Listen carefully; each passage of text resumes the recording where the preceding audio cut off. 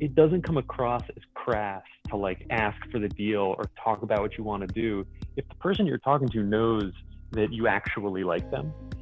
And so to the extent that this is possible, actually like the people you're trying to do business with, and it will come across. And so when it's time to start talking business, you've built this rapport so that the person they know they're not just being used. Yeah, you met because it was work stuff. That's how you were at a conference. You're both like health tech folks or in the same ecosystem, but you're asking for this because this is what your business needs. It's good for their business, and you're not using your relationship to get there. It's just a part of the complete package, part of the complete whole. And so it's like, to the extent you can make yourself vulnerable in developing those business relationships. Like I'm never shy to talk about my actual life in work stuff, because that's a part of my complete picture, and sharing that with the people that you spend most of your time with is a great way to build rapport. And like when they tell you stuff about their life, listen. And again, it's a funny thing to say, but to the extent you can, actually like the people you're trying to do deals with, and it makes it much easier to lean on that relationship when it's time to start talking about work. It is the duty of leaders to lead, of the creative to create, of the daring to do. The free world expects leadership of us. Its fate and our fate depends upon our leadership. We are industrious, inventive, restless, with the fires that burn within us. But I say that nothing is easy, and the best things are the hardest. And all our troubles, all our immense difficulties, now and in the future, can I say, be solved if we have the will, the courage. Welcome to another StartUpHealth Fireside Chat. I'm Logan Plaster. I will be your host and guide for the next hour. If you're new here, we do these calls every Tuesday, bringing in top industry voices to share practical wisdom and really discuss what health startups need to do to move the needle on health moonshots. Sometimes these experts come from outside of the StartUpHealth family, and sometimes, like this week, we have the pleasure of hearing directly from health transformers. So today, if you've been on the call for the last couple of minutes, you've sort of gotten the vibe that our guests today are really part of the StartUpHealth family, old friends, and so we are really pleased to have as guests today Andrei, Zimiles, and Reed Mollins, the co-founders of Doctorcom. Andrei and Reed built Doctor.com from really the spark of an idea to a lucrative exit this past fall when they were bought by Press Ganey, the global leader in healthcare ratings and physician provider data. They're longtime members of the StartUpHealth family. I believe they joined in 2013. And so we are really pleased to have them on the Fireside Chat with us today. So welcome, gentlemen. Thank you, Logan. Awesome. Thinking over this interview ahead of time, it occurred to me that a major theme here is the journey. So we'll talk about where you came from, some of the major decisions, both good or not so great, that got you to where you are now, the lessons that you learned along the way. Hopefully that journey and that hindsight can be helpful to some other founders on this call and those who watch it later. So with that in mind, I want to start at the beginning. I want to go way back. Andrei, Reed, when did you first meet each other? It was sometime in the early 90s. I don't remember what year it was, but we were at summer camp together, somewhere between like 10 and 11 years old. We were both going to like a very funny little hippie summer camp set in the woods in upstate New York. It was all based around improv acting and live action role playing. So it's, I think of it often because it was an opportunity to pretend and then make it so. Like that's what's amazing about improv, is that you get a chance to pretend and make it so, and those lessons have really carried on. But we did do it in the woods. But so you became friends at summer camp doing LARPing and doing improv, and you stayed friends for years. Now take us to the birth of Doctor.com. You came into possession of one of the great domain names of healthcare, and that sparked what? Take us to that moment. Sure. When did it become a thing? Real quick, let me just fill in the intervening history there real quick. Oh, please. please. It's kind of fun. So not only did we go to summer camp together, we both dropped out of high school when we were 16. we both used the same questionable source to get, what do we have to do? We got to take our GED test without doing the normal thing you're supposed to do first. And then we both went to the same college 2 years early. Reed, you made it the whole 2 years there, right? I did not. I did. Yeah, I made it a year and left. And then we both ended up at the same school after that. And none of this was really orchestrated, was it? Like, we didn't like call each other up and plan it. It just kind of happened that way. So anyway, just with the whole cute backdrop, I wanted just to add that in. To answer your question, so Doctor.com, as it existed, sort of today, or leading up to the acquisition, really was born out of two separate ventures. It was born out of a venture called Practice Brain, which Reed and I had created a practice management and marketing software platform for small medical practices. This is back in like 2011, 2012. And separately, while I was working on that with Reed, and we'd got some initial revenue, some initial customers, I got connected to Gary Millen, who many folks here may have met over the years, who's a very seasoned entrepreneur, incredible partner and mentor to Reed and I. And Gary had originally been one of the co-founders of Mail.com, which, for those who are too young to know this, it was one of the first webmail companies, pre-Hotmail. And Mail.com's thesis was, if you're a doctor, you might want to have Jim@doctor.com as your email. If you're a lawyer, you might want Bill@lawyer.com. And they amassed thousands of premium domain names like doctor, lawyer, engineer, accountant.com, world.com, FAQ.com, USA.com. Dog Lover was my favorite. Doglover.com.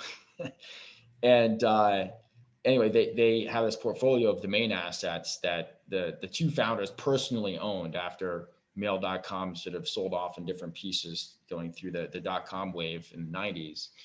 And Gary had Doctor.com as one of the assets he wanted to develop, and was excited about figuring out how to use physician data and create a destination for people to find and research doctors. So I started working on that with him, and at the same time was building out this platform that we're selling to medical practices with Reed.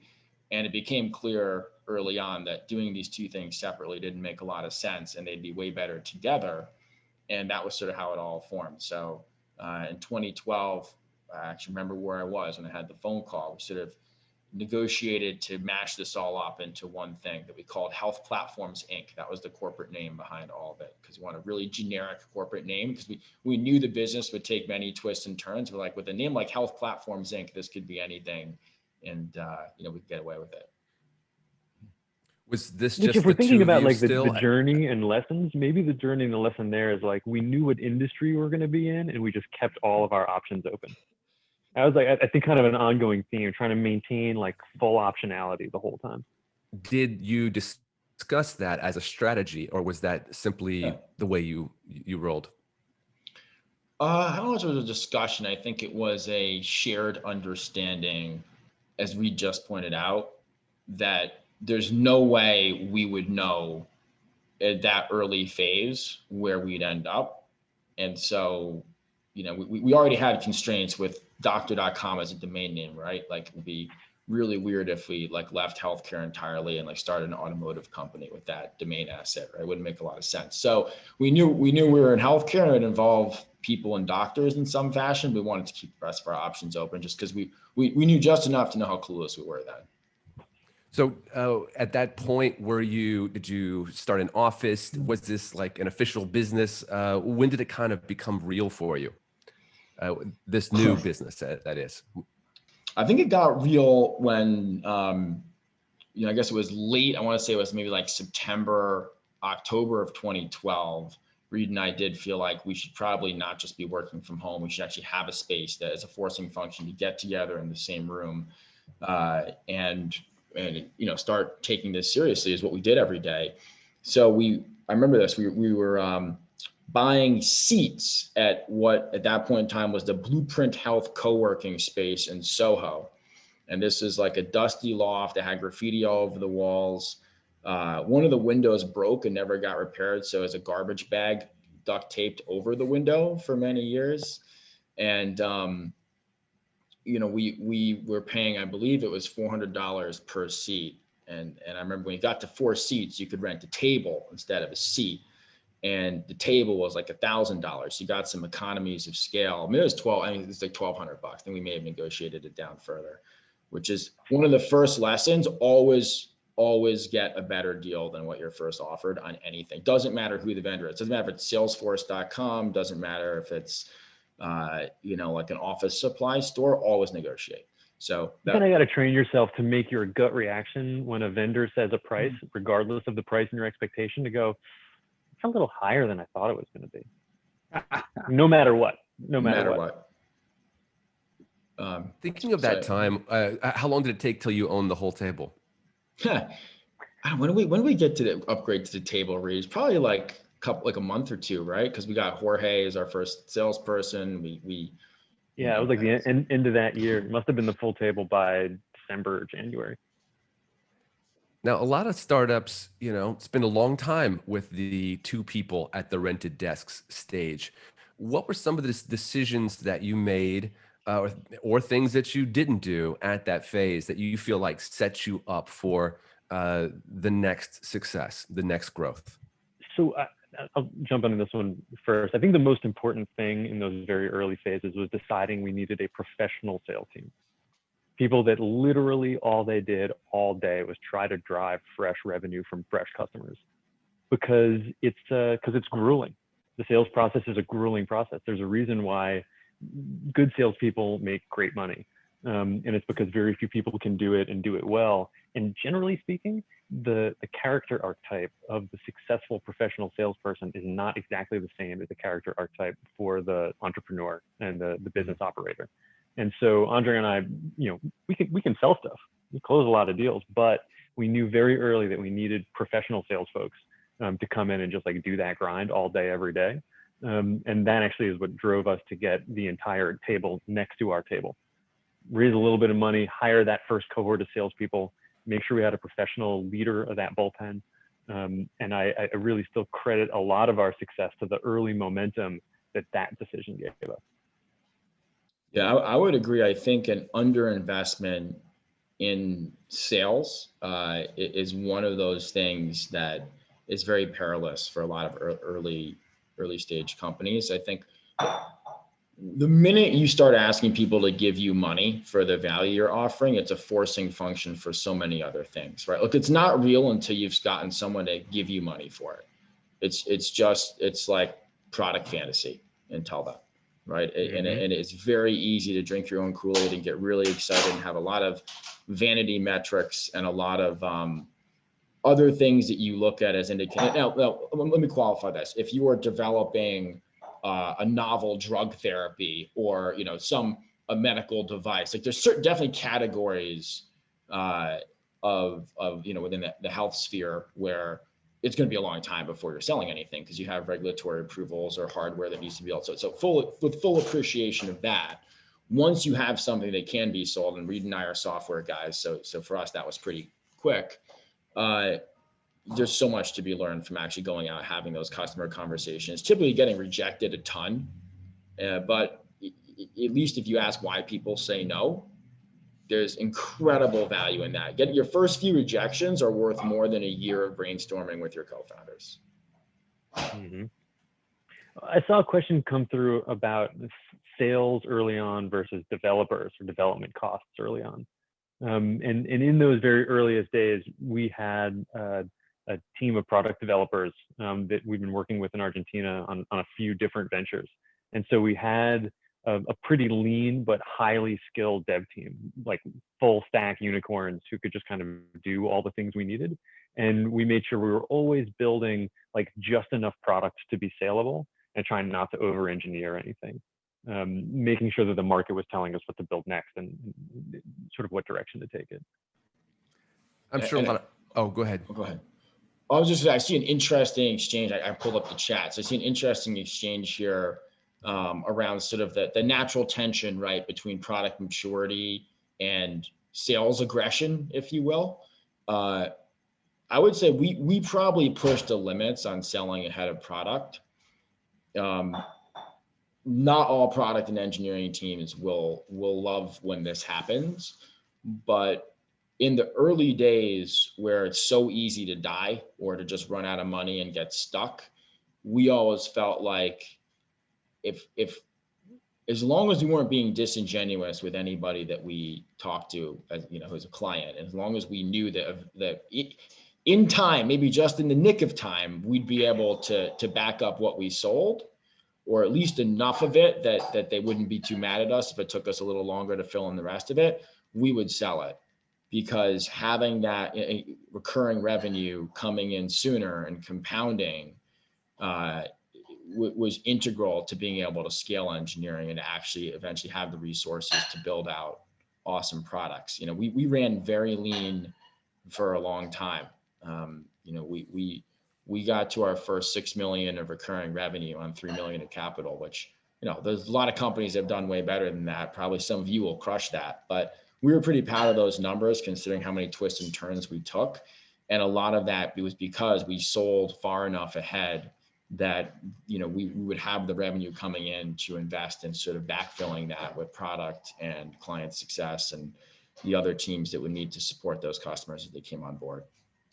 Let's talk just for a second about the practical wisdom behind hiring that sales force and leading that sales force, because you didn't just start that way.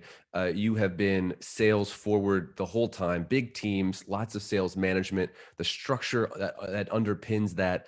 And I think there's a lot of sort of hard-earned wisdom that you have that could be shared on this call. So what are some of the things that you've learned about leading large sales teams, hiring well in sales, and what that looks like? I'm happy to Reed, you want to fill that? Only sense I'm going to say, and then I'll come with color commentary, is that it is unbelievably difficult. Maybe the hardest thing to do is assess sales talent as you're trying to bring them in the door. And one of the reasons why it's so challenging is because great salespeople are unbelievably difficult to manage. That's what makes them great salespeople. Like, they know how they want the conversation to end and they guide it that way. And it becomes very difficult to sort of do your normal managerial thing with an amazing salesperson. So I think I'll just put out there that, like, this was very difficult. It was a place where I think we had the most failures, but equal numbers of successes. Andrei, I'm not sure what else to say. No, very, very well said. So a few things on this. I see lots of questions around where to find salespeople. So a lot of Zen learnings here, a lot of them, you know, hard learnings where we still bear the scars, right? So first, stage appropriate sales hiring is so critical. You do not want the shiny VP who comes from a Fortune 500 company as your first sales leader. Absolute disaster. I don't care if they were the #1 salesperson at Salesforce.com, right? Or at Google or Oracle or whatever. You will fail if that is the person that you bring in day one.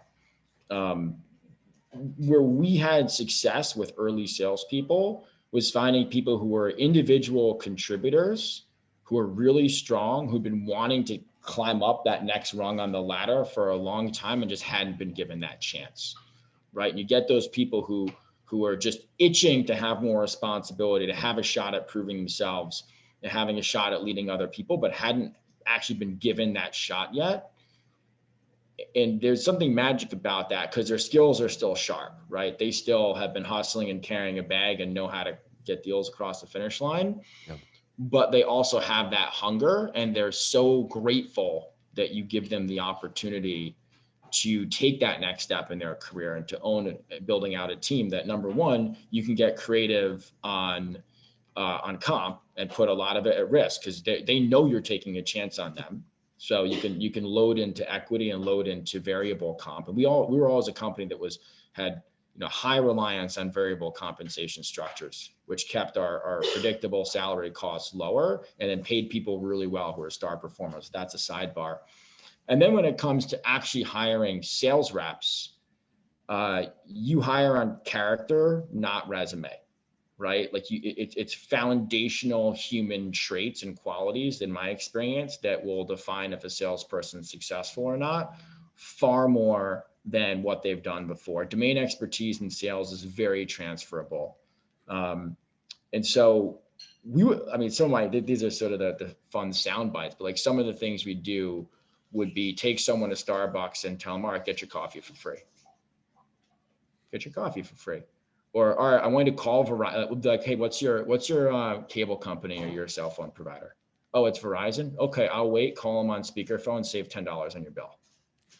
Right? Because these are the things. If someone looks at you deer in the headlights and is all spooked and gets all awkward when you make a request like that, they're going to choke when they have to call 100 doctor's offices a day and get rejected. Right? Like, that's not someone who cracks a smile and picks up the phone and, you know, hammers it out with a variety. And I could care less if they actually got the $10 or, by the way, most people did, but it wasn't about like, if they got, you know, if they were successful or not. It's having the gumption to do it and to actually enjoy that.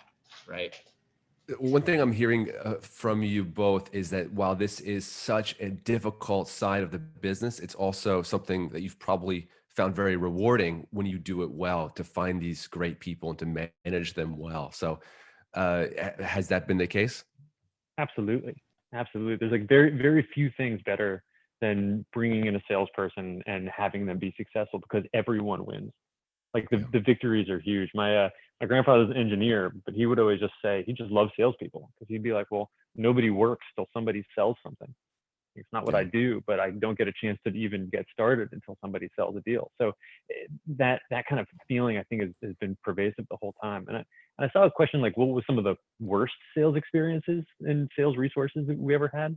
I think for me, and it ties into what Andrei was saying, is like, if you bring in sales leaders who your sales people don't respect, you just walk into danger. And bringing in a sales leader who never gets on the phone and closes deals is like kind of a recipe for disaster, especially in those early stages where they're like really hands-on with the bullpen of sellers that you have there.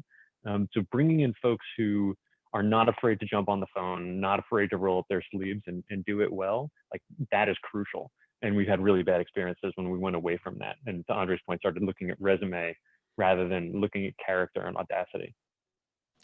I want to shift gears for a minute and kind of go back to your journey. You joined StartUpHealth back in 2013. I know that's ancient history for some startups, but you were very intentional in those early days of taking advantage of what StartUpHealth was offering and the community and getting engaged.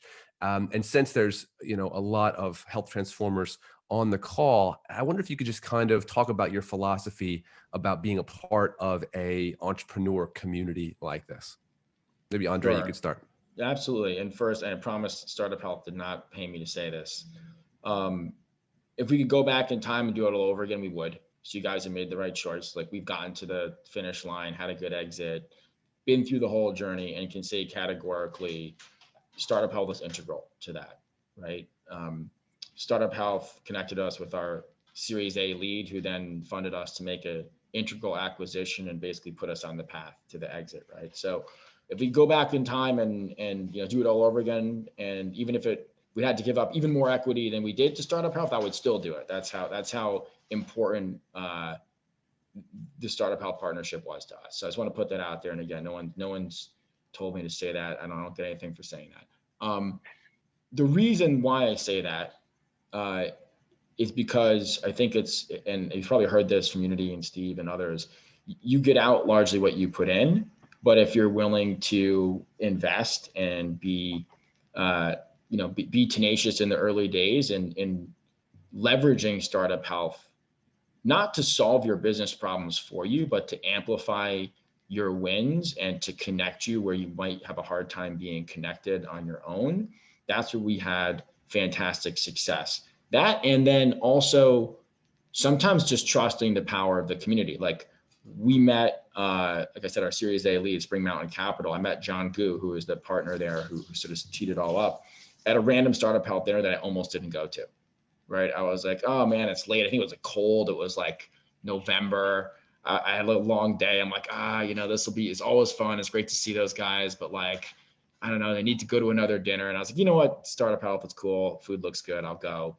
Sat across from this guy and we hit it off. And 3 months later, they were wiring us our Series A, right? So it is, you get out what you put in. I think where StartUpHealth has done an incredible job, and huge props to Unity, who I know has been one of the masterminds behind this. Obviously, Logan, Sarah, you guys are a big part of this. it's the PR machine and the fantastic audience that Startup Health has built. I can't tell you how many inbounds we've received from prospective clients, from investors. Like when we get something that's promoted in the Startup Health newsletter or Twitter or whatever, like anytime we had a press release, anything, we would call these guys up and be like, hey, we have big news. How do we strategize around announcing it? We wouldn't just like forward an email. It'd be like, let's get on the phone. Let's talk about it. Sorry, you guys might get a lot of phone calls after this, but it would be like really working with Startup Health to leverage the distribution platform they have, because people read that. I've had CEOs of Fortune 500 companies in healthcare, like inbound from a Startup Health newsletter, right? CEOs of major hospitals. Chief digital officers of top 10 pharma brands, right? Like, so anyway, that's a long answer, but it really does come, like the people I've seen not do well with Startup Health are people who sit back and think that this is like a solution to their entrepreneurial challenges and it will sort of passively help make everything better. That I think it's really, you get out what you put in. But Reed, I don't know if you'd add anything to that. Yeah, one other angle I'd put on there, it's sort of like a different flavor of the same, but especially in the in-person events, I have to give just like huge shout outs to Katya and Unity, who I would like scour the list of people that were going to be at a given event, and then I would show up ready to pitch any of them, and then just grab Katya and Unity and be like, find these people and introduce me. I need your help. I need you to help find these people. And they were so gracious and so generous with their time and energy in this room of like what could have been hundreds of Startup Health transformers, being forward and knowing what we wanted. They were willing to help get us there. And so I think, again, another flavor of what Andrei was saying is like, if you don't know where you're trying to go, it's really hard to get there. And I think that knowing what we wanted, Startup Health was able to help move us along the way. Once again, you were not paid to say any of these wonderful things. I appreciate that, Andrei and Reed. Your experience is invaluable, having been through this journey and really seen the community at multiple stages, that early stage, and then up till now, which kind of, to keep tracking with your journey, we can talk about this acquisition a bit and kind of some of your lessons learned. Something we talk a lot about at Startup Health is understanding the mindset, not just of your team, but of potential partners. And I wonder how you went about thinking about the kind of company that you wanted to partner with, that you'd be willing to be acquired by. Andrei? Really good question. So I would say, and Reed deserves the lion's share of the credit for this. So much of our success, to the extent that we had success, we didn't always have success. And a lot of the moments where I felt like really punched above our weight as a company came from partnerships, right? It came from us finding ways as the little guy to somehow provide value to a juggernaut, right? One of our very first partnerships was with Google. How do you, as a tiny, crappy company operating out of a Soho loft with like 8 people, actually have like Google write a blog post about, do a case study on you as a healthcare, like a major healthcare company, right? Well, the way we did it is we looked at, where is Google even newer than us in healthcare and trying to make an impact, and how can that be interesting for us, right? And so we actually bought one of our first products was called the Review Hub. It's still sold to this day, and very simple concept. There's a Google Chromebook with a kiosk app where people would leave reviews in doctors' offices, and we figured out how to get those reviews showing up across the web. But we realized that, at that time, Chromebooks were new for Google, and Chrome was new, and Google was trying to make an impact, was trying to have this competitive operating system, this competitive hardware business. And Chrome had like next to zero healthcare footprint, but would talk about healthcare on their website like, it's a major industry opportunity. So we were able to get into the Google Chrome, once you bought a couple hundred Chromebooks, we were able to get into the Google Chrome team and basically say, hey, we're buying Chromebooks like crazy. We have this novel use case where they're going into doctors' offices and, eventually even hospitals, and patients are using them. And isn't that so cool? And they're like, yeah, this is awesome. This is exactly the kind of PR we want to get, that like people are using Chrome in this creative way. And that became like a direct person at Google, we could pick up the phone and talk to. And for anyone who's ever tried to work with Google, one of the hardest things is having a human there that'll take your phone calls and actually talk to you about what you can do together. It's not just trying to sell you advertising, right? So that was one of our an early example. And I think for the rest of our time, we would find ways to go to much larger companies. And it's almost always something you have of value. Maybe it's data, it's proprietary data you have. Maybe it's insight. Maybe it's a relationship you have with someone that they don't have a relationship with. Maybe it's identifying a pain point or a gap in their offering that is used by patients or used by doctors or consumers or whatever. But if you can come and be really tenacious and persistent, as Reed has always been, in just getting through to the right people. And then if you're a likable person and you build rapport and you just have that real human connection with people, you'd be amazed. Like so much of it's just being liked. Like I think one of Reed's superpowers is he's just a likable person, right? And like when you'd be reaching out, talking to people, like whether it's WebMD or Healthgrades or Google or any number of companies, right? Like people just wanted to talk to Reed because he's a cool guy, and they'd have great rapport, and eventually talk would turn to business, and eventually deals would get closed. It just takes a great deal of persistence. And Reed, this is your world, so I'm sure you could speak to it more eloquently than I can. One thing I would put in there is that the development of those partnerships, the development of those relationships, foundationally, those giant companies are used to folks coming to them for money, trying to sell them something, walking in the door with dollar signs in their eyes and thinking, oh, Google is going to make me rich right now. And the reality is that it's not usually like that. And especially in healthcare, it's very rarely like that. In healthcare, you have one of these weird markets where, generally speaking, the folks who receive the value are not usually the folks that pay for it. Between the payers, the pharma, the providers, and the patients, it's all this kind of convoluted web. So when you'd come to a big company, you like try to bring them value. Very often I was trying to bring them something we had already built that I thought would be powerful for their business, powerful for their PR, or give them new opportunities. Sometimes we were bringing them money. And once the partnership is developed, then you find ways that you can monetize it. We just kept saying, like, if we can make ourselves essential here, shame on us if we can't figure out how to make money on it. And so that was kind of always the push in some of these big partnerships. The other half of the question you asked, Logan, was around how, as we were out in the world, we tried to assess who would be a good partner for perhaps a merger or an acquisition. And here's where I'll sort of shoot it back to Andrei here and say that he spent a huge amount of time very skillfully navigating the world of investors, both strategic, pure capital, all of that, and had his like finger on the pulse of how the ecosystem viewed us, what was valuable at what we were doing, how to hone the pitch to really describe that value. And that I don't think there was a time in the whole history of the business that we weren't raising money of some variety, in both a good and a bad. We see the face Andrei has on now. It's like, it was constant. And it wasn't because we needed the money. I don't think we ever raised the money when we desperately needed it. We were just always in the market, always having the conversations, always learning about what our value was, always learning about what the market was looking for. And that really guided and shaped the further conversations with organizations like Press Ganey.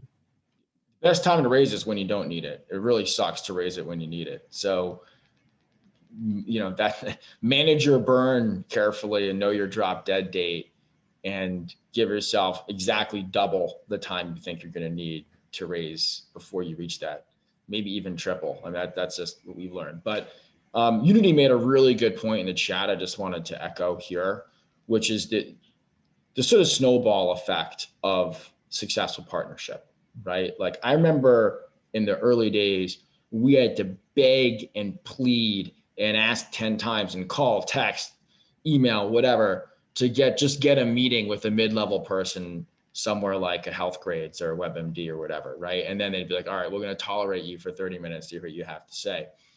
But every time we'd close a deal with one of those brands, and every time, we close a deal with someone else, whether it's Yellow Pages or Google or whoever, and we could say, we're doing this with Google, we're doing this Yellow Pages, we're doing this with WebMD. There's eventually hit a tipping point where we would call people, they take the call and be like, what's wrong with you guys? Why aren't you working with us? Everybody else is working with us and you're like the only ones not. you realize what an inconvenience this is going to be for your audience, that you're missing out on a convenience everybody else had? Like, and you can completely turn the tables where one of my favorite moments. I won't say who it was, I respect for them, but one of our final biz dev deals that we closed, I actually technically closed post acquisition. The person we did the deal with emailed me and she said, I'd really like it if you could put our logo on the Doctor.com partners page. And mind you, this is a deal where they're paying us like $500,000 a year, and they're a phenomenal partner and they're awesome. And they have a much bigger, more respected brand than Doctor.com. But they asked us to put the logo on our partners page because that was the value of the network that we created of partners. Now, again, not all business will work this way, right? This is from the perspective of software business. We were syndicating data. We had to be partnership driven. It was built into our value prop. But it is a good thing for everybody to think about. Who are those iconic brands in your vertical, whatever it may be, where you could come in and find some pain point that you can alleviate. And the larger companies, it's actually getting easier to do this because they all have innovation teams or these new groups that are basically scouts for people like you. And StartUpHealth is incredible at getting access to those people. So, I wanted to use this as a segue to you're talking about just some of the ways in which you assess these partnerships, and that kind of brings us to this Press Ganey acquisition. And we haven't really talked about kind of what it was that brought you to the place where you knew this was right for you. And maybe we could hone in on some of the lessons that you learned over the last year. How did you know that this would be a good partner for Doctor.com? It's a great question. There's a lot to unpack there. I would say, and Reed mentioned this, the same way you're always fundraising, you should be talking to the people that could acquire you from day one and building relationships there. And that's not a hard thing to do, right? It's a really valuable exercise to sit down one day. And by the way, all your investors will ask you to do this before they invest anyway, so get a jump on it. To sit down and look at the entire ecosystem that surrounds you and think about who would buy me and why. Who for whom out there is there a 1 + 1 = 3 if what I'm doing is part of what they're doing, right? Where is there someone who's built this beautiful puzzle? Like, the best acquisitions happen when think about a puzzle of a masterpiece, right? It's like a puzzle of the Mona Lisa, but the piece that the smile is missing. And if you can be that piece that plugs in there, that makes the whole thing fit together, that's when people will pay a premium multiple. People will get crazy to make you part of their business, right? So we would always try to think about, all right, who might buy us? And one of the other nice things about partnering with lots of larger organizations is often the most obvious acquirers are people you have a great partnership with. You get to know the teams, you get comfortable, you do some business together, you make some money together, you start to really understand where there can be synergies, and it can just happen very organically. So for us, the same way we were always talking to investors, we were always kind of in fundraising mode, we were always just taking meetings. I mean, I would take meetings with like a Japanese conglomerate that had some guy going city to city to just meet interesting healthcare tech. Because you know what? It's like a $15 billion company in Japan. If they happen to see something they loved here, that's an easy check to write. Now, that's an important point too, is you have to also think about the size and disposition of companies that could be acquirers as you go through this, right? If they've never acquired another company, you should understand why. It may not be great to think about them as a prime acquirer. If it's a business that's been built on acquisition, Press Ganey has acquired, I think, 17 companies in the past couple of years. That's really interesting. That's someone we'd be crazy. It's a huge company, multi-billion-dollar market cap, successful, long-standing business with a lot of the same customers. It's made 17 acquisitions in the past number of years. We'd be crazy not to want a meeting with them, right? And we met with 20 other companies that had grown by way of acquisition or that were just giants in the space.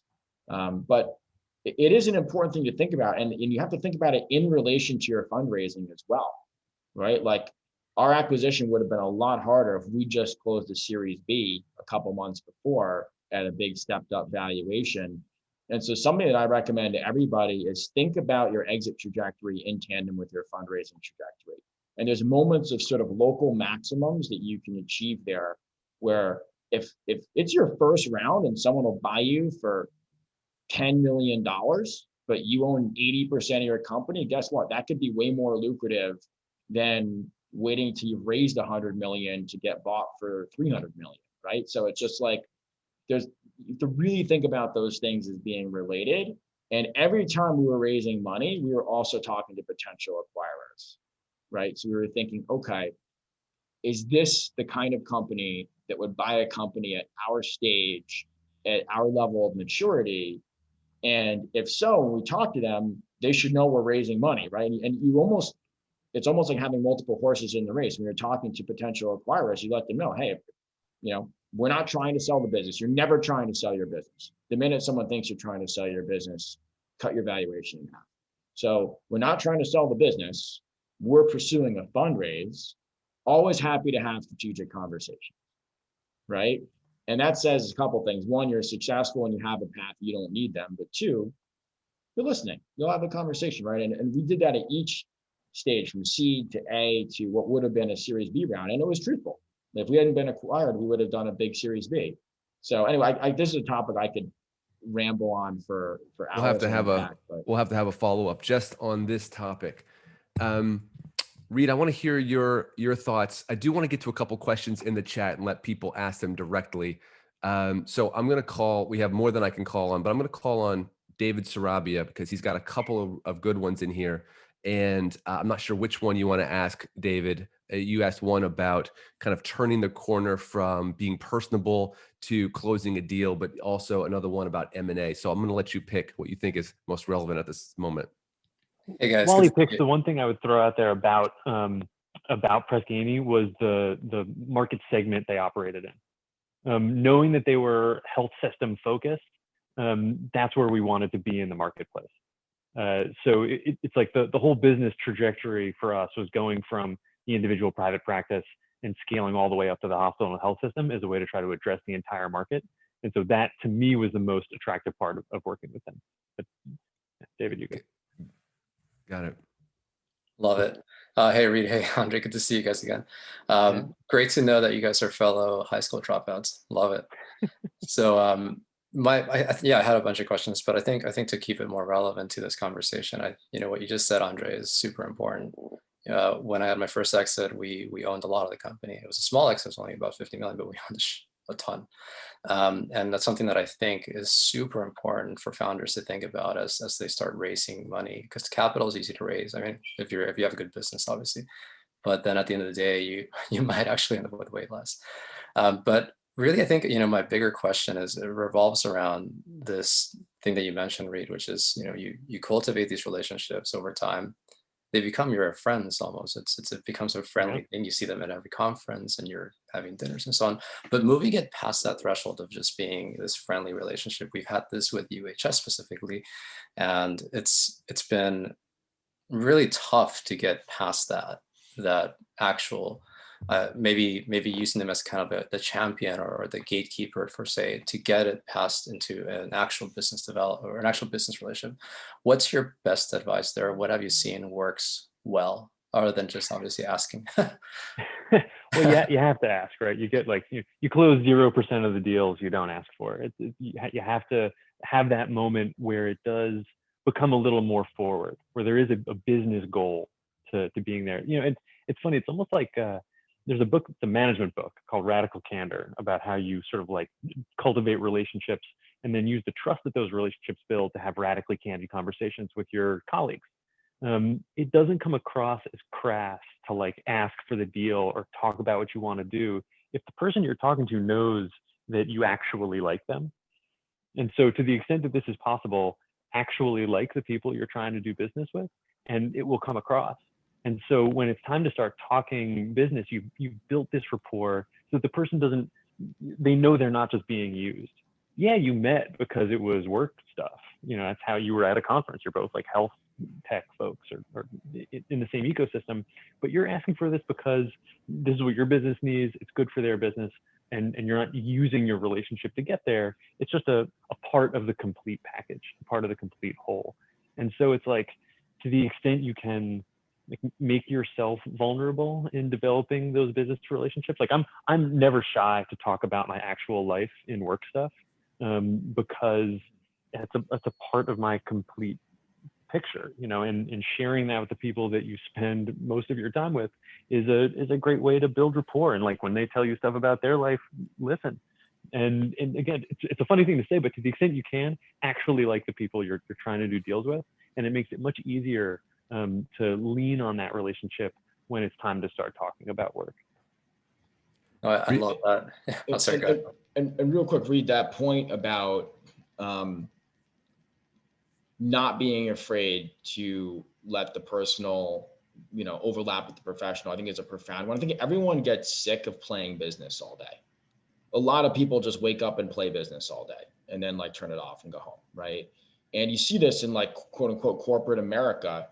And like no one likes doing that. They just think that's what you're supposed to do. And it's like so refreshing to people when you're just like a real human and you're just talking to them. And if you believe in what you're selling and what you're bringing to a partnership, it shouldn't be an awkward ask, because you're giving them something of that. Like have our partnerships, it's like, let us help you. Like they're going to benefit as much as we are. And same thing with clients. If you have a good product you believe in, they need it. You're doing them a favor selling it to them.